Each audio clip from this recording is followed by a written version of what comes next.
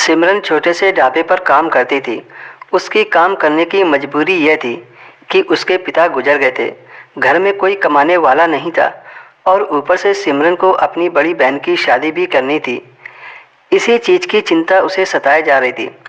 उसे तो कुछ समझ नहीं आ रहा था कि वह शादी के लिए इतने सारे पैसे कहाँ से लाएगी। एक दिन सिमरन ने ढाबे के मालिक से पैसों के बारे में बात की। उसने जिस नज़र से सिमरन को देखा, सिमरन शर्म से पानी हो गई। उस ढाबे पे रोज लड़के आते थे और वह उन सभी का ऑर्डर लेती थी। उसमें से एक लड़के ने कहा, तुम उदास क्यों हो? लड़के की बात सुनकर सिमरन की आंखें भर आई। वह सोचने लगी कि वह उन लड़कों को अपनी परेशानी बताए या नहीं। ना चाहते हुए सिमरन ने उनको सब कुछ बता दिया। वह कहने लगे, तुम इतनी छोटी सी बात के लिए परेशान हो? मैंने आपको अपना कार्ड दिया तो था। सिमरन सोच भी नहीं सकती थी कि वे लड़के उसको पैसे दे सकते हैं। उन लड़कों ने सिमरन को लाख रुपए का ऑफर किया। सिमरन बड़ी हैरत से उनकी तरफ देख रही थी। वह समझ गई थी, जब ये लोग मुझे लाख रुपए देने के लिए राजी हैं तो बदले में वो जरूर मुझसे कोई काम करवाएंगे। सिमरन ने कहा, मैं इज्जतदार घर से हूँ, मैं आपके साथ कोई गलत काम नहीं करूँगी। वे लड़के हंसने लगे और कहा, मैंने तो तुम्हें ऑफर दिया है, स्वीकार करना या ना करना यह काम तुम्हारा है।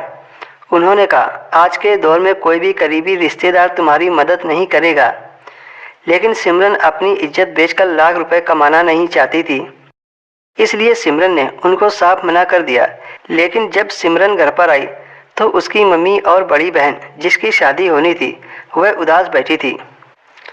सिमरन ने माँ से कहा, माँ आप लोग उदास क्यों बैठे हैं? माँ ने जवाब दिया और कहा, क्या करूं, शादी के दिन नज़दीक आ रहे हैं, अभी तक कहीं से पैसों का इंतजाम नहीं हुआ है। सिमरन अपनी माँ का उदास चेहरा देखकर बोली, माँ आप चिंता मत करो, पैसों का इंतजाम हो जाएगा। अगले दिन जब वे तीनों लड़के ढाबे पर आए तो सिमरन ने उनकी हामी भर ली।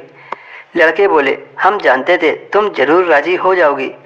उन तीनों ने एक रात के लिए ले जाने की बात कही। सिमरन ने माँ से फ़ोन करके बोल दिया कि कंपनी में काम ज़्यादा है, इसलिए आज रात कंपनी में ही रुकना पड़ेगा।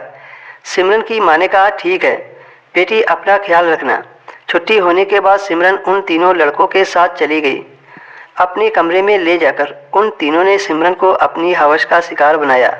लेकिन जब उनका चौथा दोस्त कमरे में आया तो उसकी चीख निकल गई, क्योंकि पूरा बिस्तर खून से सना हुआ था।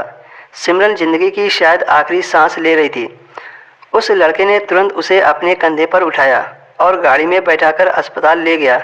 कई घंटे आईसीयू में रहने के बाद सिमरन की हालत ठीक हुई। अगर उस लड़के ने सिमरन की मदद ना की होती तो शायद सिमरन बिस्तर पर ही अपना दम तोड़ देती। सिमरन ने माँ को फ़ोन करके बता दिया कि उसकी अभी छुट्टी नहीं हुई है, कंपनी में दिन रात काम हो रहा है। उस लड़के ने अपने दोस्तों से लाख रुपए लेकर सिमरन को दे दिए। वह तीनों लड़के अमीर घर के बेटे थे। अगर वह चाहते तो सिमरन की ऐसे ही मदद कर सकते थे।